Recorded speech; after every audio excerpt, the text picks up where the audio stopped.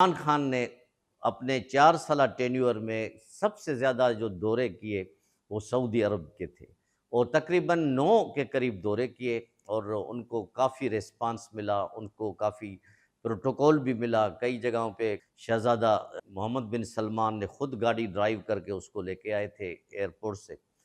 मकसद है कि सऊदी अरब ने हर हुकूमत का साथ दिया है। तो उन्होंने पाकिस्तान को एक अपना भाई की तरह रखा और पाकिस्तान और पाकिस्तानी अवाम हमेशा सऊदी अरब को और वहाँ के में जो हमारे जो हरमैन शरीफ हैं उनको हमेशा इज़्ज़त की निगाह से देखा है। इस वजह से सऊदी अरब की इज़्ज़त करते हैं। लेकिन नाज़रीन बदकिस्मती देखें, वो जमात जिस पे सऊदी अरब ने भी बहुत बड़ा तकिया किया था और उनको भी और सियासी जमातों की तरह बड़ा प्रोटोकॉल दिया, इमदाद वगैरह भी दी।